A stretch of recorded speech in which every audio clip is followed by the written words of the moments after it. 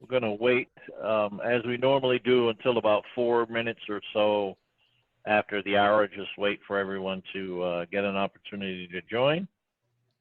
We recently changed the address, the Zoom address of the AutoHub meeting, and some people don't adapt well to change, so still getting used to the new.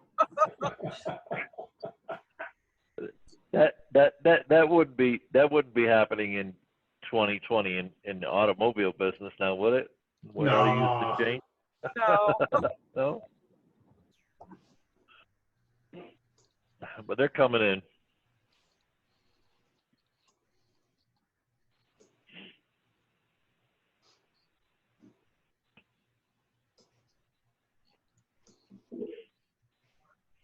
Derek is on the call. Good morning, Derek. Hello, Pam. Good morning. Richard, good morning. Barry, hello. Good morning.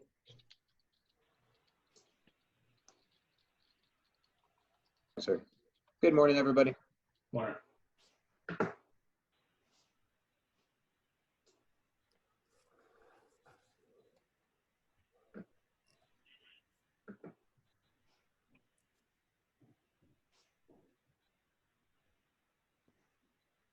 We have some very dynamic and interesting conversations and speakers today.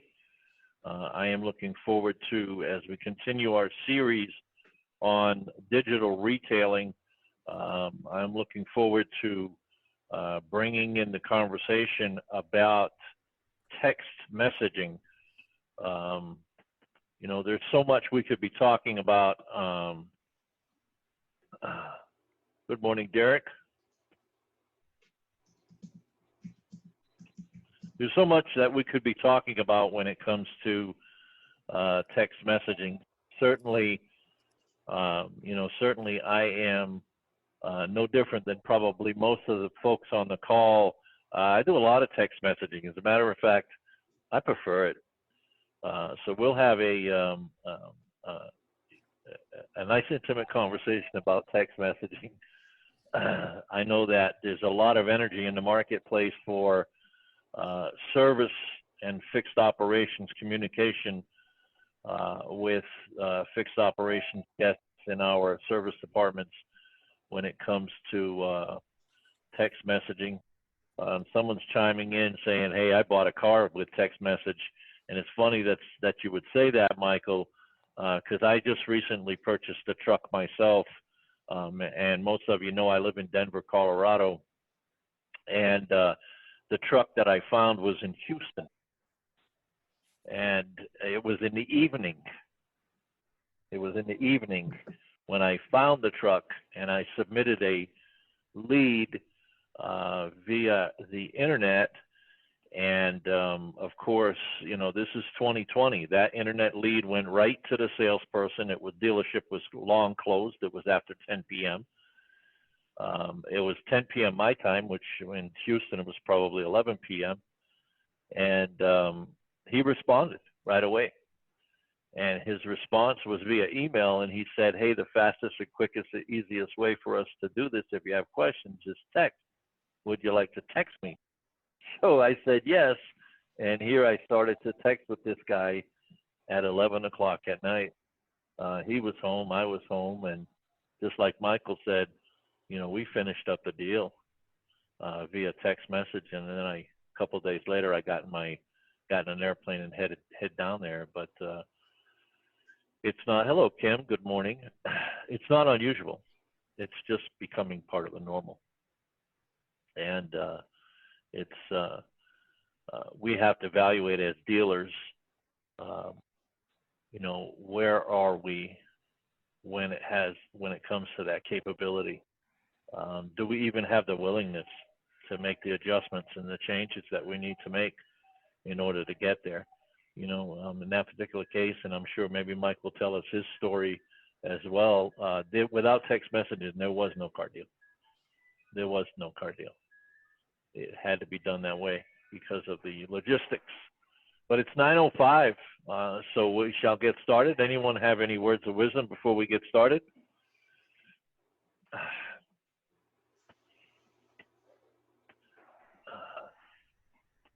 So let me see if I can pull us in here.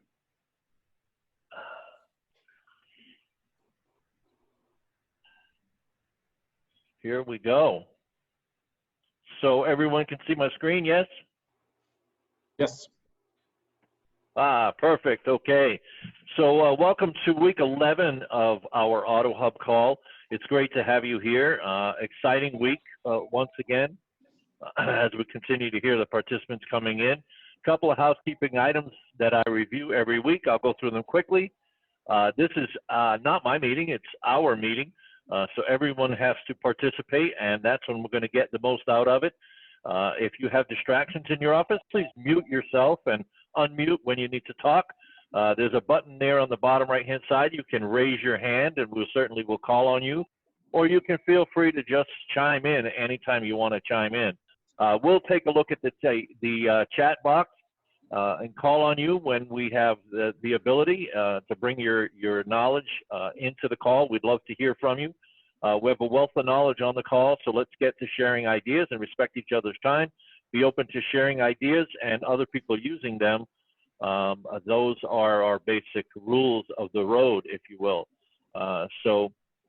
Open discussion. We're focusing on improving our businesses, so let's focus on helping each other. Speak up or bring value. Most importantly, let's brainstorm and ask questions of our subject matter experts. Be respectful of time, so don't burn up 3, 4, or 5 minutes of time when you get an opportunity to chime in. Get to the subject and let us move on. Let's stay on topic, but most importantly, challenge the speakers that we brought to you today. I got subject matter experts here. This is the time to bend your ear. This is the time to say, hey, what about this? What about that? It's free. They're not costing you a dime, and they're experts. So let's utilize them. Let's push them. For the two of you that are on the call, thank you so much for joining us. Please be respectful that we're not here to sell Kimobi or Automotive, no products. We're not here to try to generate business. We're here to educate dealers and share information. So today the content is digital retailing and texting. We'll talk about what is digital retailing. What is texting doing for us in the modern day dealer experience and customer experience, and the expectations of the consumer nowadays in 2020. As we've said so many times, modern technology and digital retailing is not coming to a theater near you. It's already in the theater. It's not coming. So the speakers that we have for you this week, John Corrigan. John is the VP of Sales of Moto Insight, and as well as Alex Wojcik, who is the Vice President of Sales and the founder, one of the founders of Kimobi. For those of you who have not heard of Kimobi, it is the premier texting solution for automobile dealerships in the world, probably, and a dynamic tool. But we're going to talk more about the benefits of texting and when and how we utilize that rather than worrying about what his tool does. We're going to get into how to utilize it, when to utilize it. So just a little bit more information to let you know, we have a Vendor Speak Friday session. We continue to work on that to evolve that so that you can get intimate with one of the guest speakers. Be sure to watch our website for more updates on that at www.autohubclub.com. Also on autohubclub.com, you'll find excerpts of these meetings and past meetings, white pages that the dealers have submitted to us, that the speakers have submitted to us, and such. So be sure to touch base with our website. Just to let you know, Rick, just to let you know, all the videos are updated. So there's videos for the last 2 shows are updated, just in case you missed that. Yeah, wonderful. Let's jump on there, guys, and check it out. Check it out. It's a great opportunity to share in a sales meeting someday. If you need some content, Ian has done a wonderful job for us in chopping those things to manageable periods, manageable pieces of content. So they're great to watch in a sales meeting. 2, 3, 4 minute segments of what's happened on previous calls. So digital retailing, the new normal, what percentage of customers will buy 100% online in 2020? Well, what about in 2021? So if some of us are saying, hey, maybe 10%, 15% will buy 100% online in 2020, you got to think about that's 15% of my business. 15% of my business? That's a lot of business. Imagine not having a digital presence, right? We wouldn't survive. How important is texting? We'll talk about that. How will the process change for your staff going forward in 2021, both digital and communication? What's the new level of customer service? What's the new reality in retail? So let's get into the conversation. Ian, good morning, sir. Good to have you. Thank you. Thank you. Thank you. Let's get to introducing and speaking with our guests. Yeah, well, we have two guests. We have Alex and also from Komobi. We're going to start with Alex. And as we discussed earlier, we do also have from Moto Insight, John Corrigan. And my understanding is John Corrigan is also going to have some help from one of his less technical people just to answer questions. And really the focus is on, how can dealers use these two tools to, more importantly, to communicate with customers what's the best practice, and why would you use these tools versus what you're doing now. So Alex, obviously we had a conversation about what's going on at Komobi, and Alex has some slides to share. Alex, are you there? Hey, yeah, I'm there. Yeah, so obviously when you're ready, you can share the slides, but Alex, maybe you can tell us a little bit more about Komobi, and you're a co-founder, so why did you start the company? Good. So first of all, I think thanks for organizing this and having me as well on the webinar, and thank you for not screwing up my last name. So that's a good start. And thanks for everyone for joining again. I see a couple of customers, I think, in the webinar as well. So I'd like to thank you in advance for your business. And if you want to have a little chat one-on-one after, just feel free. I'll send you my cell phone number so we can chat about our product or what can be improved in your business with Komobi. So I'll go ahead and share my screen. I have a little PowerPoint here. Couple of texting stats and a little intro about our company. And then I guess, Rick, Ian, we can do a sort of a one-on-one with a couple of questions you have, right? Yeah, I have a couple questions for you. I'm sure some of the people on the call will as well. Perfect. Good. Everyone can see my screen? Yep. Good. All right, so let's get started, guys. So just a little one-on-one about Komobi. We've been around for almost 7 years now. And one important thing to know about us is we're building our own product based on your feedbacks and the market feedbacks and our customers' feedback. So we're not reselling a product. It's really our own tool that we're building around your needs. And our company vision is really to help dealers, if it's on the service side, parts and sales side, improve their interaction and customer experience with text messages and other communication channels. So what we're trying to do is kind of help you move away from the typical phone and email interactions and bring that online with a more digital experience. So like Rick was talking about, he bought a car by text message. So we're seeing maybe hundreds of transactions like that every week with Komobi, parts deposit, vehicle sales.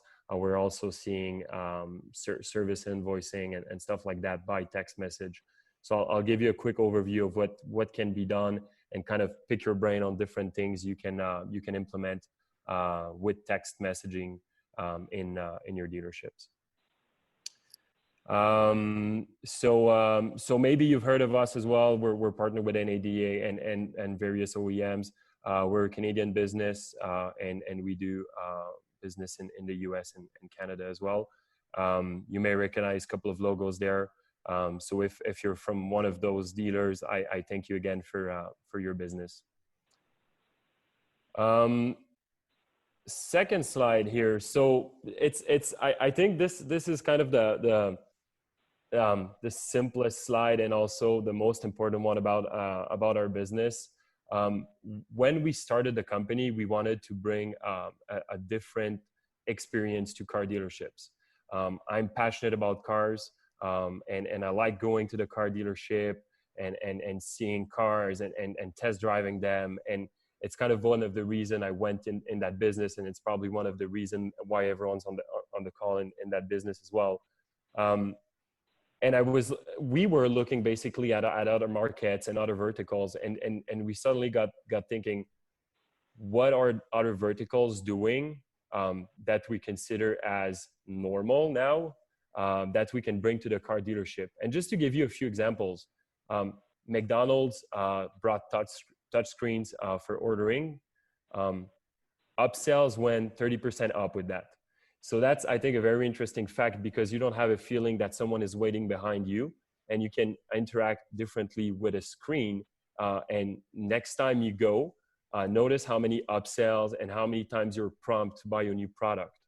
So that's a very simple thing that you can implement with your car dealership by text messages, and I can give you a couple of example later. But that's one of the things that motivated us to implement a different strategy around servicing your car. Again, something that we consider very simple, but airlines, flight notifications and boarding passes and all that back and forth and interaction you can have with airlines. I don't know how's that going to be for the next couple of months, but I do remember the good old days about notifications from Air Canada and flight delays and all those things.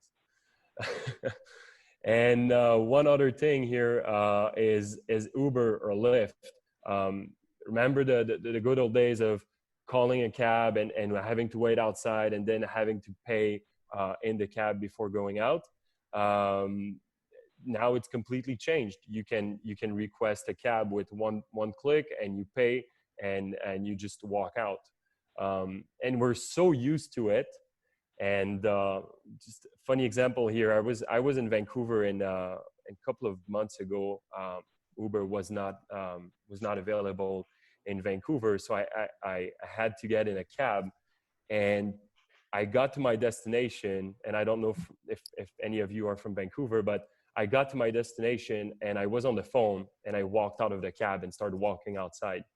And suddenly I have this taxi driver honking at me and yelling at me saying, "Hey, you forgot to pay." And I was like, that's right. I'm so used to just walking out of the cab and doing my things, right? And then I apologized to him, and it was very weird, but we're kind of so used to this interaction with businesses, and we're bringing that to car dealership, and that's what we're trying to do with Kimobi, and simple things, and bringing that customer experience that we're seeing in other businesses to more typical businesses like car dealerships. Any questions so far? Well, I have a quick question for you. What are the different touch points texting can be useful for to connect with customers? Good question, Ian. Actually, okay. Good timing. And that was not planned, guys, at all. So this is just a little chart here, number 1 to 10, just to give you a couple of ideas. All of those messages can be automated with our platform, and we're very agnostic to any DMS. So basically what we're doing is, based on what is in the DMS, we can trigger automated messages.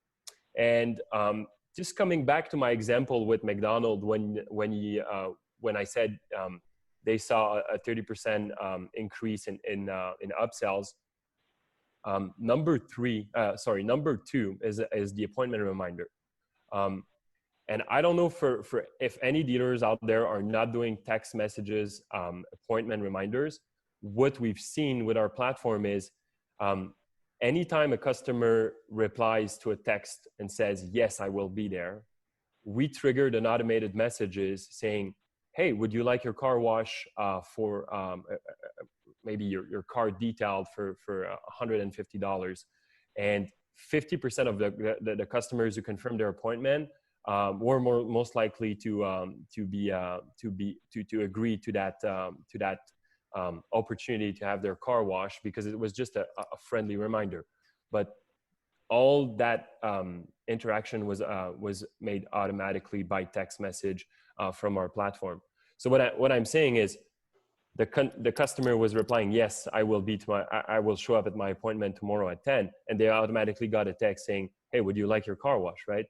So that's an upsell opportunity for car dealership, and basically a new source of revenue that they can have. Missed appointment messages, that's another good example. A lot of our customers were just not following up on missed appointment. And that's a very sad thing, because they did 50% of the work, booking the customer, making sure they're gonna come here, making some time with the text, and then not having them showing up, and most likely not rescheduling other customers. So missed appointment messages, that's something we've seen as well. Advisor introduction, status update, pictures, videos. Again, that's whole based that whole thing is based on transparency. So actually showing what's wrong with the car, showing a picture, showing a video, showing proof to your customers, and having them watch a video can be very interesting as well. And everything is kept on file forever. So that's another interesting thing. Vehicle ready, mobile payment by text message, that's something else. And CSI, that's another thing I think that is very interesting here. We've seen dealers struggling with CSI, where they were trying to call customers, leaving voicemails, never hearing back from them, having a lot of customers not answering the CSI by the OEM. So what we've done is simply putting a text message in place where they could follow up with their customers, asking if they're satisfied or not. And that message can come from the general manager from the dealership. So it comes from a higher level, and basically asking a genuine feedback on the team and the customer experience. And that can drive the CSI up to, I've seen numbers like 20% up in 30 days. So that's one very, very interesting thing. And again, maintenance reminders, safety recalls, that's all part of the customer journey that we can do by text. And a couple of examples for sales and parts can be deposits, can be ordering, can be like taking a look at a car virtually, sending a picture, sending a video as well. That can be done by text message. Alex, dealers obviously don't want their staff texting with their personal phones. How can we prevent that? So what we've seen here, and I think the right word is prevent that, because sadly that's something you cannot really control, because you're not sitting with your staff every day, and you put the right people at the right place, and you trust them to interact with your customers. And I like I said, I think the right term here is prevent that, because if they don't like the tool they have, they won't go, they're not going to use it, and they will try to find excuses maybe, and they will try to find workarounds and maybe loopholes and stuff like that. So what we've seen is putting an emphasis on the user experience.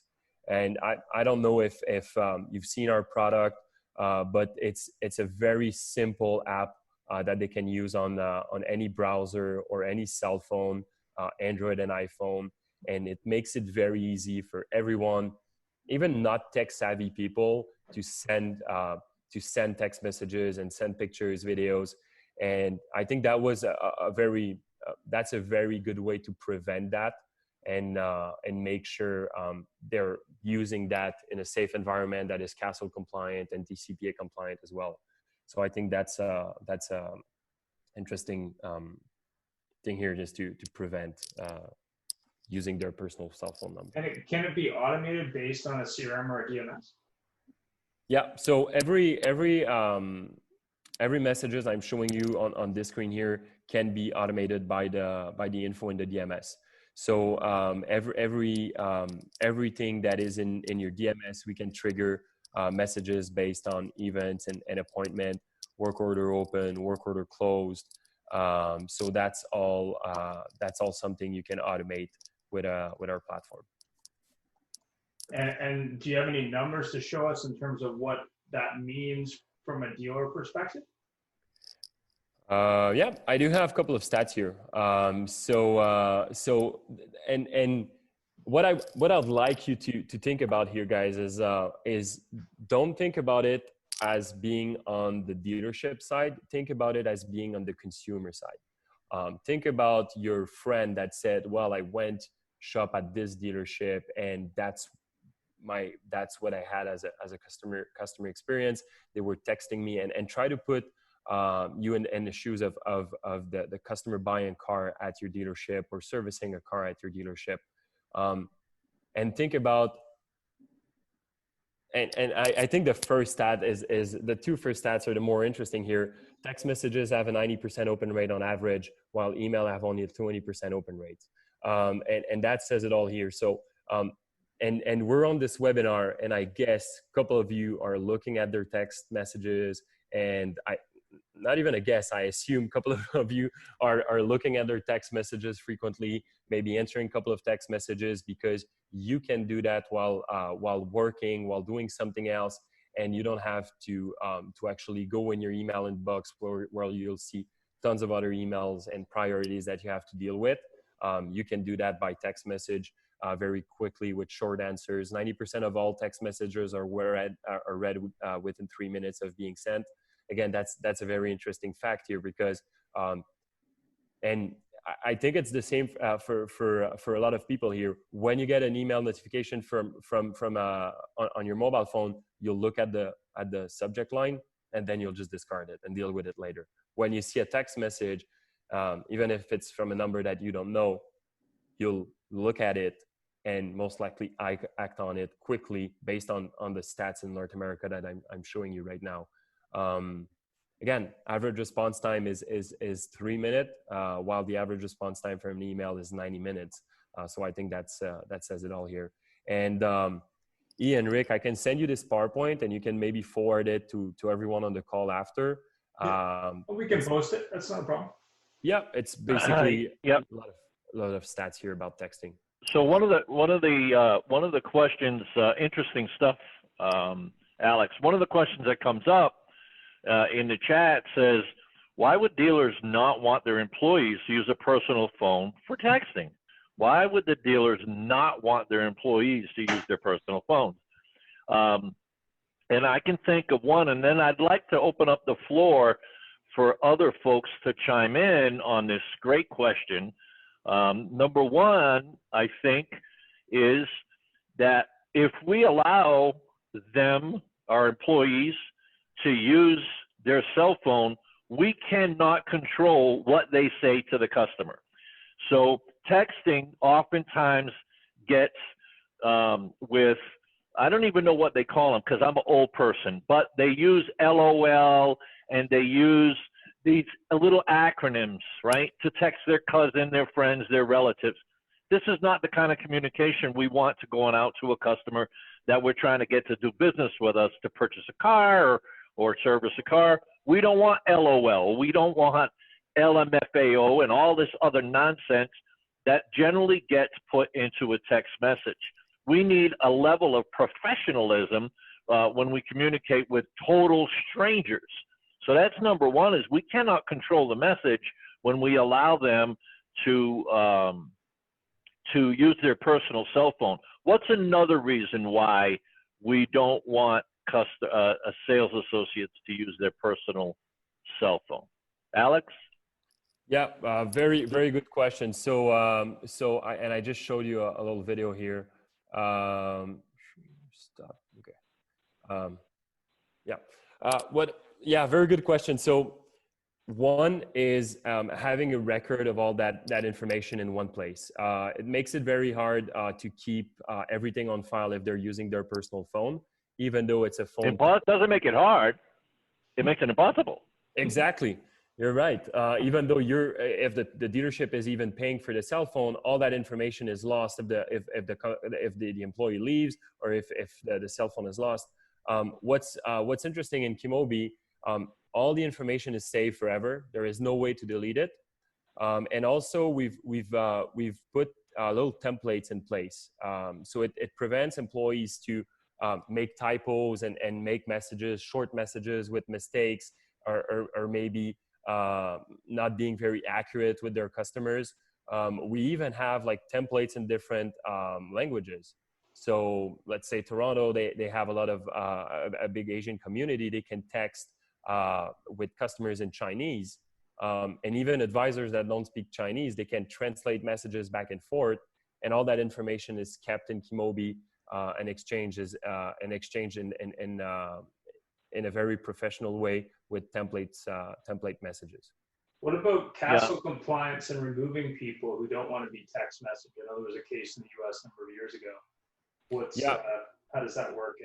Yeah, that's another great point. So if they're texting with their cell phone, their personal phone, they can't really unsubscribe a customer. And if advisor A texts a customer and they don't want to be texted, advisor B shouldn't be able to text that customer, right? So with a platform, you can centralize all that information and prevent that. And there's an unsubscription mechanism that is compliant as well. And then another thing that comes to mind also, and then we're going to move on to another subject, but it's another relevant point when we don't have the technology to do text messaging and we're using cell phones. One of the what we found when we did studies in regards to this subject, especially in fixed operations, but more so in variable, but maybe less tracked or less documented, that one of the biggest wastes of time of our employees, inefficiencies of our employees, is we spend a ton of time on our cell phone, right? We're looking at Facebook and Instagram and all these other websites. And if we allow, and it's burning up our time, it's unproductive work. We should be on the phone making outbound calls, and we're doing Facebook and we're doing Instagram. And when we allow a tool, a company tool, to be a personal cell phone, we're condoning behavior that we don't even want going on in our dealership, and that's spending time on their personal cell phone. So if we provide them with the tools to get their job done, and which is something other than their personal phone, maybe we can improve the productivity of our employees because we're not asking them to use a tool that we don't want them using anyway, right? Spending time using anyway. So very interesting conversation. Let's bring John Corrigan into the conversation. John, it's good to have you. You know, there's been an accelerated need for digital retailing tools all across the industry, not only because of the pandemic, but you know, as I said earlier today, that digital retailing is here. It's not coming to a theater near you. It's already in the theater. Yeah. How can dealers succeed? What are we talking about when it comes to digital retail? How does a guy get from here to there? Sure, yeah, and thanks for having me today, guys, and I also have Claris Kovacs from the team as well. But I think, I mean, it's a great question, Rick. I think, you know, dealer to dealer, different dealers are going to have different ideas and expectations as to what digital retailing means and how it can impact their business. I think that dealers that are expecting simply to plug in a technology and, you know, sell cars while they sleep, so to speak, may be disappointed, right? I think that they have to prepare themselves, and it really needs to be adopted from the top down. So dealer principal, GM, needs to look at this as a sort of newfound strategy. It's not just putting a payment calculator or lead generator on your website. It's really sort of a new way of doing business. And you know, dealers that we've see them have the most success have really embraced it as what we would refer to as an omni-channel type of solution, which means the seamless connection between the online and in-store portion of the car buying experience. And I think that that's always been the biggest challenge with the car buying process. Is it's very fragmented in some ways, right? You have people that will start online, do a number of hours of research, perhaps select a piece of inventory, and then they go into the showroom and they have to start the entire journey all over again. And that's a very, very frustrating experience. So I think, you know, when we've really seen a lot of dealers have success, it's when they truly understand that it's about that connection. And it's not just about, like I said, plugging in a payment calculator or some form of lead generation mechanism. So I think bottom line, it requires adoption and it requires a willingness to embrace the experience through, you know, promotion, through working with their selected vendor. But it also requires discipline and the ability to really manage expectations. Because like I said, each dealer has a different idea of what digital retailing is going to mean to them. Yeah. So we're talking about, you know, a couple of weeks ago we mentioned the Carvanas of the world and these other folks that are doing digital retail in big numbers, Sure. and Vroom and Carvana. So what if I'm a dealer, John, or maybe Karis can join in the conversation, but if I'm a dealer and I see that going on in my market, that people are selling cars without store visits, what are some of the baits? And I'm not there. I haven't sold a car without a store visit at all. Yeah. Not even one. How do I go from not even one without spending $75,000? How do I go from not even selling one car Sure. without a store visit to I got some presents and I can do this now? How do I do that? I think that's the thing, Rick, and you touched on this at the very beginning of the conversation. It was about how do I sell a car completely online is something that I think you'd asked. And you know, our solution and a number of the solutions out there in the marketplace, I don't think the expectation is that we're going to do that, right? We powered years ago the Genesis at Home experience in Canada, which you may be familiar with, and that was truly an end-to-end car buying transaction. But I think that the reality is the majority of the market, the buying market, is not really ready for a full end-to-end experience. What they want to be able to do is seamlessly connect what they've done online with that in-store experience. And so I think you're looking at the Carvana and the Vroom model, and you're seeing the strong market cap and their stock. But if you really dig into it, you know, they haven't quite figured it out either, right? I think that That's true. There's a lot of reviews of Carvana out there that say like this, you know, that there's some real holes in the process. And I think, as I said, I don't think consumers are quite ready for a full end-to-end, and dealers are not quite ready either. And I don't think you go from selling zero to, you know, whatever percentage of your inventory on a monthly basis entirely online. I just don't think that's going to happen. I think when done correctly, a proper omni-channel modern retailing approach can help dealers sell more cars. It can help them through increased conversion rates. I think it can also drive increased profit through greater penetration on accessories and F&I. And I kind of happy to walk through this on Friday as to how we help customers on that.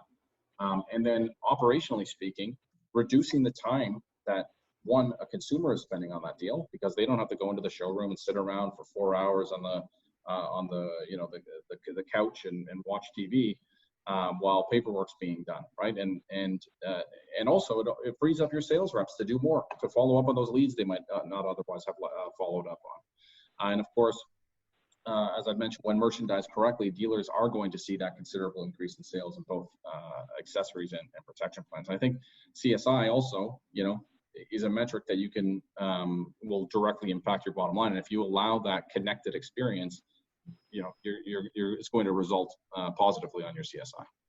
I'd like to have So a what little bit of Sorry, Rick. Just a little bit of an input here as well. So we can see that there is two sets of consumers. One who will self-serve through the process, and they're quite happy to sit on their mobile phone, go in their backyard, go on their laptop, and go through all those process steps. And you'll have the consumers who will do some part of the journey. So basically, the whole omnichannel experience is supposed to be that you have to meet your consumers where they want to be met. Like if I want to do 2-3 steps of the journey, I need that resource in my virtual showroom who's going to be able to guide me through the rest of the process steps. Yep. Versus just trying to make an appointment and come in and test drive, because they may not want to do that. That consumer expectations have changed and evolved so much, and it definitely has been accelerated in the past few months as well. And I feel like that automotive retail has been lagging behind. Like if we think of e-commerce in any other retail industry, like 10, 15 years. And now it's like we have to catch up. We're like, we have to meet the consumers in their journey where they are, basically. And we've had an experience. I actually had the opportunity to speak to a consumer who bought the car online, and they went to the dealership to pick up the vehicle. So what you have to make sure that now you've had that seamless experience online, it doesn't break at the dealership. So when I get there, you meet me, you provide that service that I've been able to go through online, which is intuitive, it's easy, it's time saving, it's transparent, and I trust you now. So you have to make sure that that's how the whole journey ends. And then that consumer is going to recommend your dealership, your process to anyone they know. Mm-hmm. So what I think I heard you say is that when a consumer is shopping on our website, and they shop on our website, when they're shopping on our website, we need to have the ability to seamlessly retract that information, their shopping history, let them save vehicles on our website, calculate their own payments, so that when they get to the dealership, we can sit with them and intelligently review their shopping experience. Is that what you're telling me, or? Absolutely, Rick. And if you think about, I'll often talk to customers and I'll say, think about the consumer experience, right? There's any business to consumer type of e-commerce transaction. Think about that versus the traditional automotive website, which is traditionally an online lead form that, you say inquire on this or get e-price, get today's price, whatever that call to action is. And then it pops up and says, hey, give me your first name, last name, phone number, and email, and somebody will be in touch, right? And you think about that in any other B2C type of scenario, and it's kind of a silly experience when you think about it, right? If you think about going onto Amazon and you want to buy a 60-inch TV, if you hit add to cart and then it said, hey, before you do that, let's get your first name, last name, email, and phone number, and somebody will call you to be in touch about that product. That's kind of a funny way to do things, right? Customers are used to being able to go very deep into a process, perhaps even in the entirety of the process, but at least to a point where they feel comfortable. And to Claris's point, it's really about that, where a lot of digital retailing situations can really fall apart is that connection between that online and in store. And if you don't provide that seamlessly, then you've made a fragmented experience maybe slightly better, but not that much better, right? Because then they go in. So what are you suggesting? What are you suggesting needs to happen then? So I select the car. I like the red one, and I want to get further information. You're not suggesting that I have this form that I have to provide my information, my name and phone number, and email address. What do you suggest that my website is capable of doing? Sure. Well, at some point in time, of course, we're going to ask for some account information, right? But the idea is that we want to allow them to go into a shopping cart type of experience, similar to any e-commerce transaction, where they can have that selected piece of inventory. They can browse and add protection plans and accessories. They can play around with their payment configuration with adding in a down payment, perhaps other things like a credit score and so on. To see how that might impact their pricing. They can review all their work. They can do a full virtual trade-in appraisal, credit application, deposit, book an appointment, and so on. So it allows that consumer to go as deep as they wish. Now, of course, there's a point in time, because they're still running a business. There's a point in time where you say, hey, if you want to save this information and have the ability to come back to it, we're going to need your information, right? But it's one, in the way that you ask for it, right? There's some very consumer-centric language that we wrap around it, but also two, it's beneficial to them because they can save that transaction and return to it at a later point in time. And it's about that connectivity. If somebody saves that shopping cart, then walks into your showroom the next day without an appointment, you have to be able to pick that up and say, here, oh, is this your account, Mr. Customer? Great. And this looks like the transaction that you were doing? They say, yep, exactly. And then you pick it up from exactly where they left off. And that's an impactful customer experience. Yeah, and even if they don't come to the showroom, like our users or dealers have ability to see where the consumer is at exactly in their journey. So your follow-up is personalized. You're able to guide them through the rest of the steps versus just, well, I don't know how ready they are. You're not sure how ready they are or close they are to transacting. With the tool, you get notifications when there is activity in the platform, and you know exactly what part of the process has been completed and what hasn't. So your follow-up can focus on the rest of the pieces and ensure that the consumer feels that trust and transparency because of all the information is being laid out for them. So they have the opportunity to, at their own time, review everything. If they have questions, of course, then the product advisor or the sales rep has to be there to provide information on those questions, but everything is laid out in front of them. Yeah, great. So, Clarisse, one more question that goes along with that. So I'm a dummy. I don't know how to do anything except sell cars, and I don't know anything about digital retailing except that I want to do it, right? And I have a website, dealer.com or whatever website I have. Somebody that the OEM recommended 3 years ago, and I've been with them for 3 years. And I don't have these tools. I don't have F&I products that the customer can put on and take off. I don't have payment calculators that they can calculate a lease. I don't have any of these things on my website. All I have is form submission. How do I get started? Do I have to just get a whole brand new website and go through all of that? Is that what I have to do? No, and I think we've seen that over the past couple of months that dealers who maybe in the past hadn't considered investing in a digital retailing tool, all of a sudden it became a need because basically you had no other way of communicate with consumers and having the ability to close some deals. And we've seen an increase in those clients. And like, luckily our platform is super intuitive. It plugs into your current solution, and we provide training on all the different steps as well. But part of that is understanding how ready the dealership is at to change the way they operate. Basically, because just investing in a tool is not enough, like Joe mentioned. Like, this is not a lead gen tool. It's a platform for you to communicate with your consumers and meet them in their journey, basically. And so once you make that decision to invest in a digital retailing tool, there's lots out there, then it's required to change the process, the way you operate. We need buy-in from the team. Like, we need everyone in the dealership to understand, like, what's in it for me? Like, how is this gonna benefit me? How is it going to make it easier for me to close more than one deal or work more than one deal at any one time?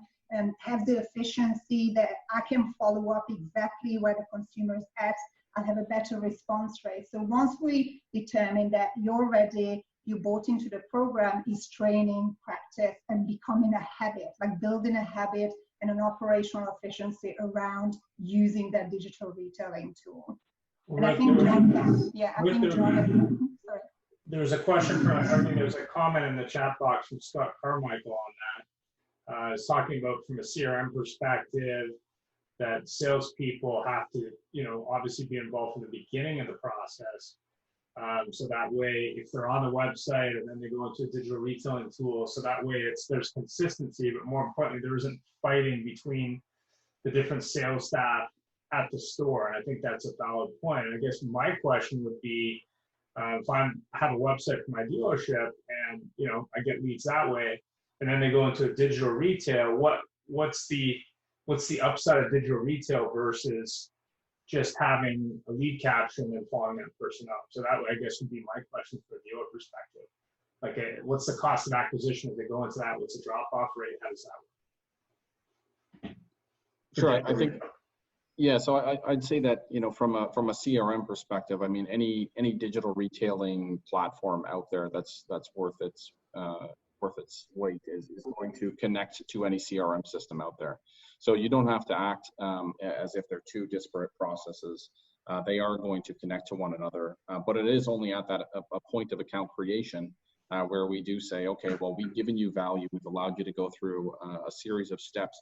Now it's time to exchange that value and say, you know, now give us your first name, last name, and email address. And that's all we ask for, is just an email address. You can also ask for a phone, but it's not a mandatory item. And then at that point in time, we would push that into the CRM system. And then whether that customer comes into the showroom after that, if you wanted to continue to work that deal through a platform like ours, or if you wanted to pick it up as more of a traditional lead through your CRM system, you can do either one of those things. But it truly is up to how the individual dealer wants to operationalize a process and platform like this. But to be clear, the CRM integration does exist, absolutely. They're not two entirely disparate systems. Thanks. Sure thing. Was there any other questions from anyone on the call? Yes, Ian, I have I have a question here. Yeah. I just want to share a few numbers with you guys here about digital retail. So right now, the number I have right now, the last number for the market, that 92% of the customer right now, they're buying or start their buying process online, spending around maybe 17 hours, right, searching. The good news for digital retail, that almost 78% right now of customer, they are ready to buy online. And also our visit to the dealership is down like 1.6 right now. So we don't have enough traffic coming to the dealership. But John was talking about Genesis Canada. I've been in the training with Genesis Canada for almost a week in your process, John. But when we did Genesis Canada, the only reason we thought it's going to be very successful, because number one, we don't have inventory. Number two, we don't have any overhead cost, right, to sell these cars. So we're keeping our costs down to make digital retail successful. Right now, what I see happening in the market with digital retail, we're trying to play the game, which is Carvana and Vroom and all these companies playing with selling cars online, but we still have the old version of selling cars, the old model, right? So our overhead cost is still the same. It's very high. And this is going to take me to what happened right now with JCPenney, with Sears, with all these companies. They're trying to play a different game, different sales process, and their cost is still high. My question is, I'm just curious, what's going to happen to all this big building dealership, and they still have all their costs, they still have to pay all this taxes and property taxes, and they try to compete with this company. They have no cost, right? Trying to sell cars online. What I see right now, if we don't go and basically do a restructure to the whole business and keep our costs down to be competitive, I think we're going for a big hole for dealership, and you're going to see a lot of dealership closing down and maybe trying to downsize. We can see a downsizing in hiring right now. Nobody's hiring anymore. But again, how are we going to compete against company like Carvana and Vroom and all these companies coming with no cost? As I mentioned with John, we're doing this with Genesis. We're selling Genesis through a Hyundai dealership. We don't have buildings until now, right? So my question is, how are we going to compete? Thanks. Sure. Yeah, I mean, that's a great question, George, and thanks. I think that ultimately, you know, as I alluded to earlier, I don't think personally that, and those numbers that you quoted at the beginning, certainly I've seen them and even used them before myself. But I think that, you know, I can safely say that there's a small percentage of the clientele out there that is fully prepared to buy a vehicle entirely online, right? It is a especially a new vehicle, I think it's a, you know, it's an expensive proposition, right? It's the second biggest investment that you're going to make. And I think generally speaking, obviously a test drive, though that can be done in the comfort of your home, of course, they can just deliver it. but I think the consultative approach of that salesperson has to evolve, right? That sales rep that's going to survive in this larger digital age is going to be one that's going to be well versed on the features and functions of that vehicle, and can talk intelligently about them, and less. So it's going to be less about trying to push product, get them in the box, and push that F&I product that maybe they don't need, and it's going to be more about building that excitement and knowing those features inside and out, and acting as an advisor to that consumer, versus an opponent. It's sometimes in the old ways of doing things, it kind of felt like it was an opposition situation. You'd go in there and you'd prepare yourself for this negotiation and say, "Oh, great, here we go." This is it. And I think that that's where you're going to see dealerships win. I mean, it's an evolution, no question. And as this evolves, will there be some staff that gets lost in the crossfire? Probably, right? Probably that is what will happen. But I think it's those that will be able to step up and meet the challenge that will continue to be successful. And for the foreseeable future, at least, I think there's always going to be a need for the brick and mortar, because again, it's a very expensive investment, and people want somebody to bring them at least through the finish line, if not from the get-go, but through the finish line at least, and walk them through all those cool features and functions that they're spending a ton of money on. 100%. Yeah, very interesting. Good conversation. Ladies and gentlemen, it is about 9:56 here in Mountain Time, and I always like to commit to getting you out of here before you start dropping off anyway on your own. I want you to bring your attention to the chat box. Alex has entered in a link to an interesting article that was provided by CBT News. If you're not familiar with CBT News, it's a great resource. It's an online news channel for car business today, and it's an interesting article about competing against the Carvanas of the world and online digital retailing. And if you go into the chat box and grab a hold of that link, I think it's good reading for you about some best practices and good ideas when it comes to digital retailing. I want to tell you that it's been a pleasure to have you here today. Clarice, thank you so much. Very inspirational, the things that you shared with us. John and Alex as well. I can't express the importance of the conversations, can't express enough the importance of the conversations that we talked about, digital retailing and text communications with customers. We'll continue on next week with our Monday morning meeting. Coming to a theater near you in the month of July, I just want to share with you before you go, we have some HR, human resource subject matter experts for digital, for automotive retail. We're going to talk about in July, we're going to talk about human resources, hiring, firing. We're going to talk about benefits. We're going to talk about training and how to successfully onboard. Really, really talented people coming on the call in the month of July in regards to human resources and how to improve our employee relationships. So we'll have a 2-week and possibly even 3-week series in the month of July on human resources. So it's great to have everyone, and all of you that are on the call, we'd love to have you on those calls. So be aware of those coming your way. Look on LinkedIn, stay engaged with us on LinkedIn, and communication with Ian in regards to what's happening in July. It's good stuff that we don't learn every day.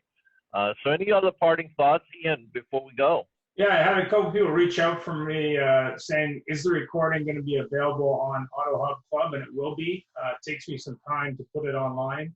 And as Rick said, I'm going to be putting up a new section with smaller short videos that you can play at your dealership or with your team on the specific topics that are a couple minutes long, that I will also be putting on LinkedIn, probably scattering them throughout the week.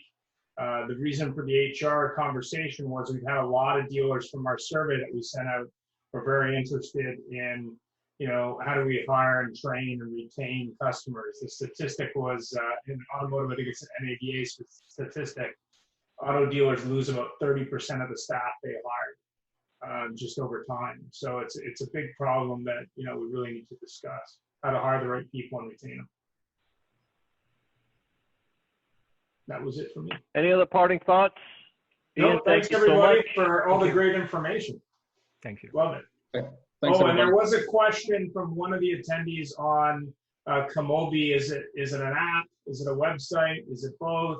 I'm sure that will be apparent on the Komobi website, but that's another great question that came up from Kim. Yeah, it's both mobile app and web app that you can connect. Think about it as your LinkedIn profile when you connect on a website or a mobile app. I'll to you directly soon. Yeah, guys, thank you, Ian and Rick, for organizing this. Yeah, no worries. Yeah, Thank thanks, you. Ian. Pleasure to have you. Pleasure to have you. Good Thank you energy so much. this morning. Thank you, now. guys. All right. Cheers. Thank you. Bye.